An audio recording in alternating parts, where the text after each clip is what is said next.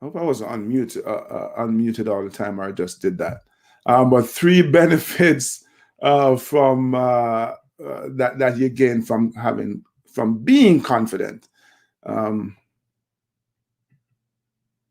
all right, here we are. So less anxiety, less fear is one of those things that are born out of being confident, right? We all have those seeds of doubt that creep into our minds from time to time, right? We think, oh my God, I can't do this.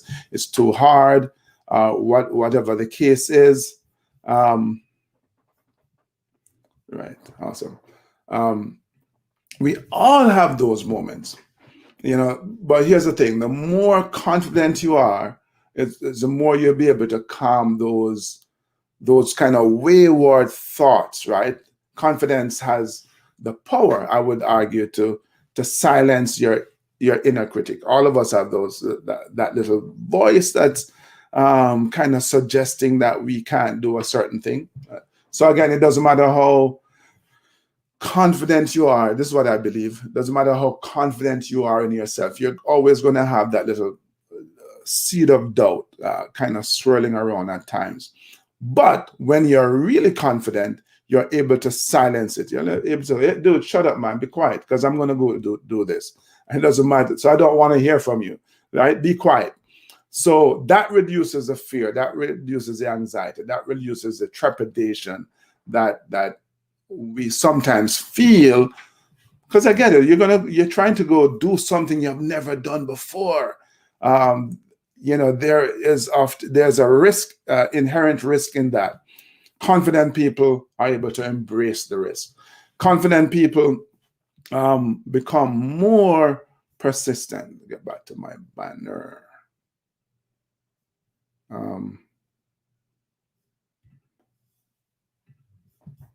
Yeah, I speak a lot about the fact that there's this amazing correlation between confidence and persistence.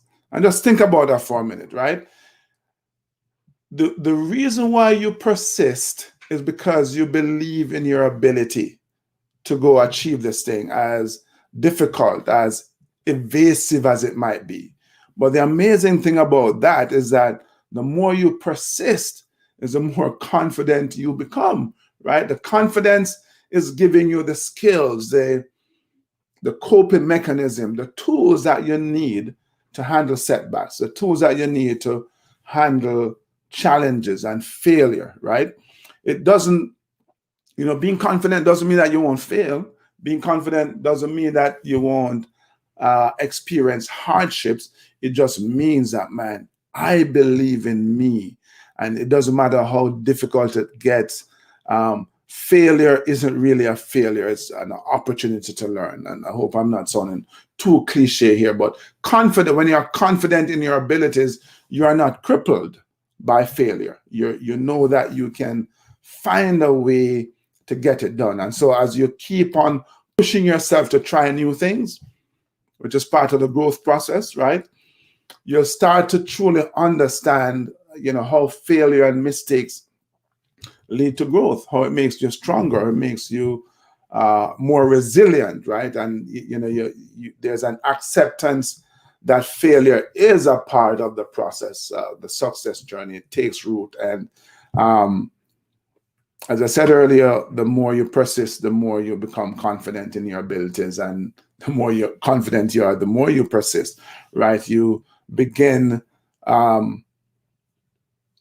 to express a greater willingness to fail. Yeah, it's okay.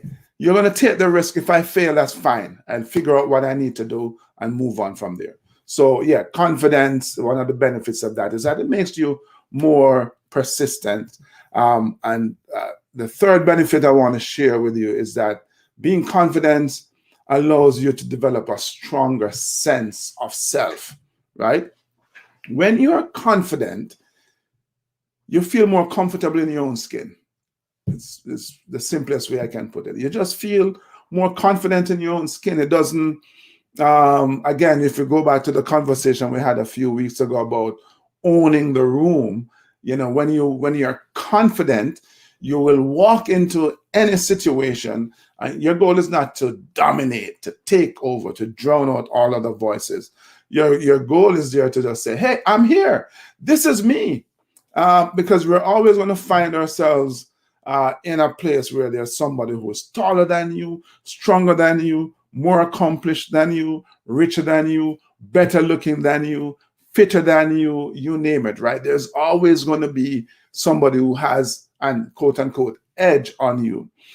But when you're confident, you're like, yeah, but that's fine. This is me. Okay. I'm acknowledging my weaknesses. You accept them.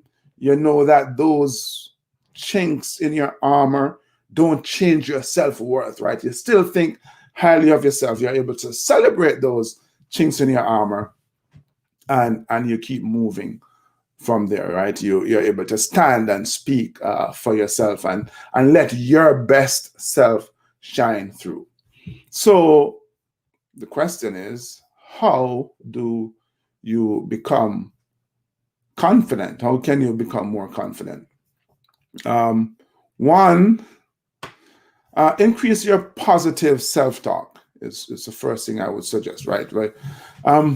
We're always talking to ourselves, right? It's called thoughts. Don't you talk to yourself? I talk to myself all the time. Sometimes I even respond.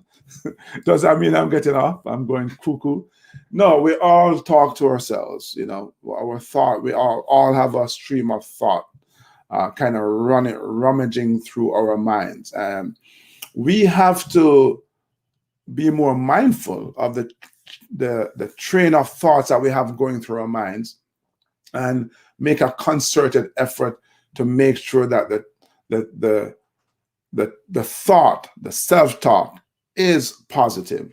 Because again, you go back to the quote by Ford: if you think you can or you think you can't, you're right, right? And so you have to learn to start speaking.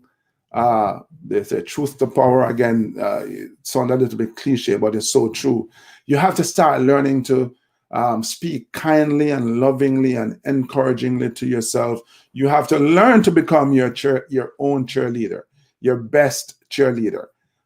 That is going to help you to develop the confidence. Secondly, you have to act as if. These are thoughts that we have shared before, but it is so true. The single most powerful way to build confidence is to act as if you're confident, as if you have the confidence that you aspire to have in order to accomplish this thing that you're trying to accomplish. That's it. You just, I spoke a few weeks ago when I spoke about owning the room, about the first time I felt like I had to demonstrate that. I was 19 years old doing this test to get into the Army, and I was as nervous as hell, and I had to give this impromptu speech on a one-word topic, and I just pretended that I was confident, and I pretended that I knew what I was going to say, and it worked.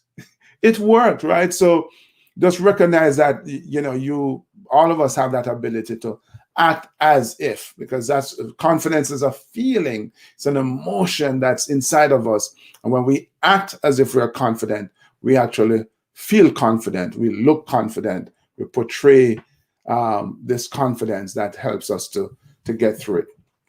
And then 4 ideas here. Number 3 would be to practice mental rehearsal. What I'm talking about here is visualization, right? Again, for some people, it might sound a little bit cuckoo, but hey, guess what? All of us have the ability to visualize. It's the greatest endowment given to us by the Creator, the ability to see in our mind's eye.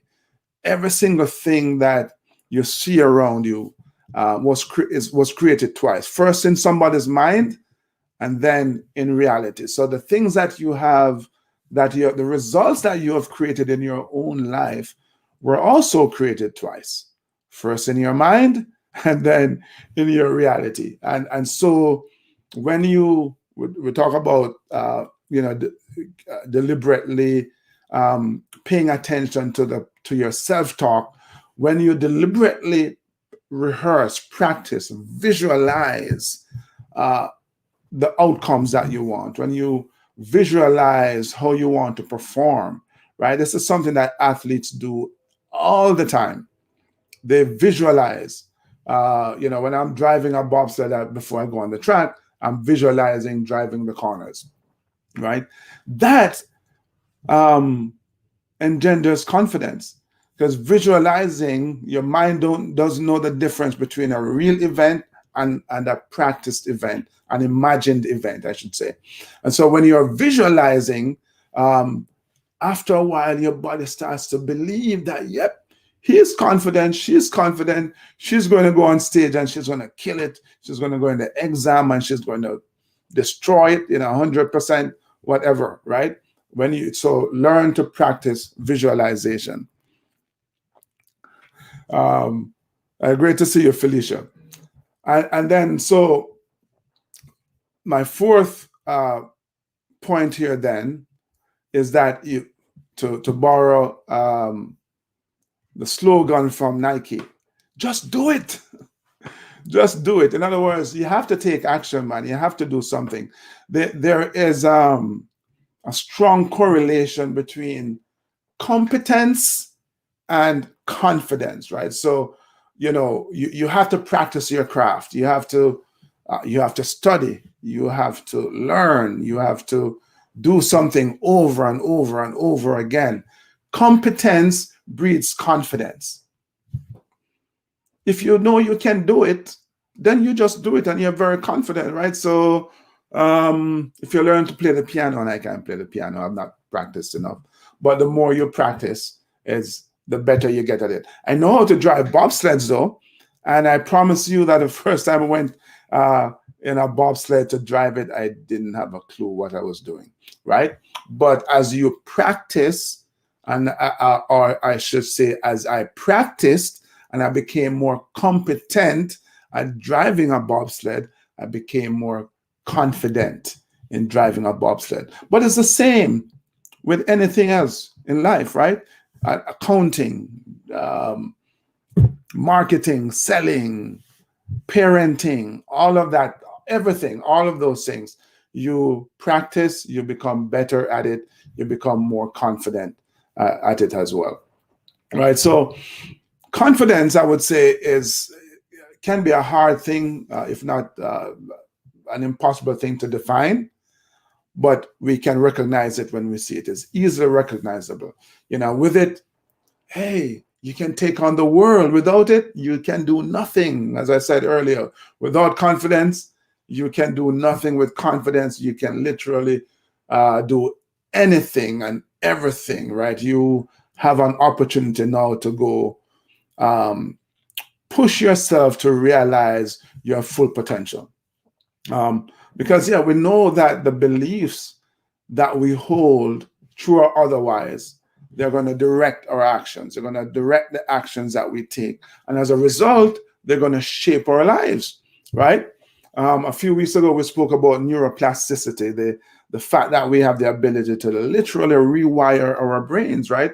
Which means then that no matter how timid you are, how shy you are, how doubt-laden you are, how full of doubts you are, you have the ability right now to start rewiring your brain, to start building confidence, because you're making a choice to do that, right? You're making a choice to go study your craft, improve your skills. You're making a choice to act as if you're confident in this one thing.